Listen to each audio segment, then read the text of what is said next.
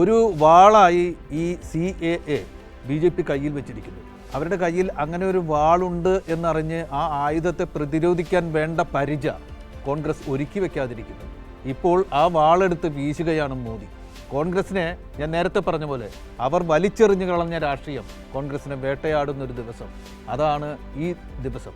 കോൺഗ്രസ് നിലപാടെടുക്കണ്ടേ, ഇതിന് മറുപടിയായി പറയണ്ടേ CAA ഞങ്ങൾ ഇന്ത്യാ സമുദ്രത്തിലേക്ക് വലിച്ചെറിയും എന്ന ഒരു സന്ദേശം ജനങ്ങൾക്ക് കൊടുക്കാൻ കഴിയേണ്ട ഒരു ദിവസമല്ലേ ഇന്ന്? സിജു എന്ത് പറയുന്നു? തീർച്ചയായിട്ടും ഇന്ന് മോദി ചോദിച്ച ചോദ്യം കോൺഗ്രസിനോട് തന്നെയാണ്, കോൺഗ്രസിന് ലക്ഷ്യമിട്ട് തന്നെയാണ്.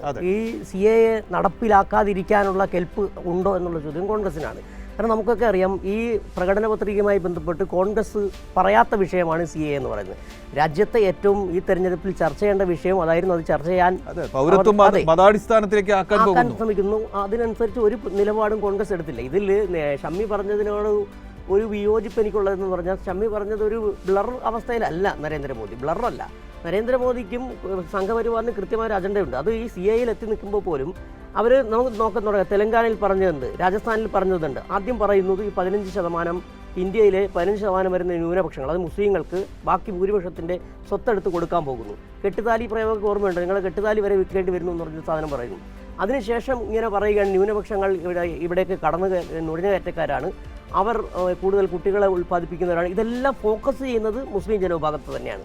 അത് ഈ ഫാസിസ്റ്റുകളുടെ ഒരു രീതിയാണത്. അവർ കിഴക്കടിക്കും എന്ന് പറഞ്ഞാൽ അവർ പടിഞ്ഞാറായിരിക്കും അടിക്കുക.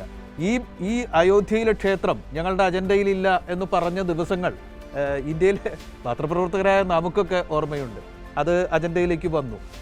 അത് കഴിഞ്ഞാൽ പിന്നെ ഇല്ല, അയോധ്യ കഴിഞ്ഞാൽ മറ്റൊന്നുമില്ല എന്ന് പറഞ്ഞു. ഇപ്പോൾ ഇതാ കാശിയൊക്കെ ബാക്കിയാണ് എന്ന് പറഞ്ഞുകൊണ്ട് വീണ്ടും വരുന്നു. ഇത്തരത്തിലുള്ളൊരു രീതി, ഒന്ന് പറഞ്ഞ് മറ്റൊന്ന് ചെയ്യുക, ഒരു ദിവസം പറഞ്ഞതിനെ അടുത്ത ദിവസം നിഷേധിക്കുക, ഇത് ഇവരുടെ ഒരു ശൈലിയാണ്, ഒരു ഫാസിസ്റ്റ് ശൈലിയാണത്.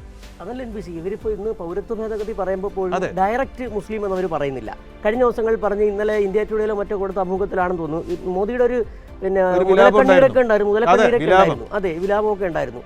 അതിൽ പറയുന്നു, ഞാൻ അങ്ങനെയല്ല പറഞ്ഞതെന്ന് പറയുന്നു, ചോദ്യത്തിനുള്ള മറുപടി. അതെ. എന്നിട്ട് ഇന്ന് പറയുന്നത് പൗരത്വ ഭേദഗതിയുമായി ബന്ധപ്പെട്ട് അതിനകത്ത് മുസ്ലിം എന്ന് എവിടെയും പറയാതിരിക്കുകയും പക്ഷേ എയിം ചെയ്യുന്നത്, ലക്ഷ്യം വെക്കുന്നത് മുസ്ലിങ്ങളെ തന്നെയാണെന്ന് എല്ലാവർക്കും അറിയുകയും ചെയ്യും. ഇതാണ് അവരുടെ. ഇന്നലെ തന്നെ ഹിമന്ത ബിശ്വ ശർമ്മയാണെന്ന് തോന്നുന്നു പറഞ്ഞതില്ലേ, ഞങ്ങൾ 400 സീറ്റ് നേടും, ഇനി ഞങ്ങൾ മറ്റേ ഗ്യാൻവാബി, ഒപ്പം തന്നെ കൃഷ്ണക്ഷേത്രം, ഈ അജണ്ടകളൊക്കെ അവർക്ക് കൃത്യമായിട്ടുണ്ട്. കൃത്യം പ്ലാനിങ്ങിൽ തന്നെയാണ് പോകുന്നത്. അവരുടെ വോട്ട് ബാങ്ക് എന്താണ്?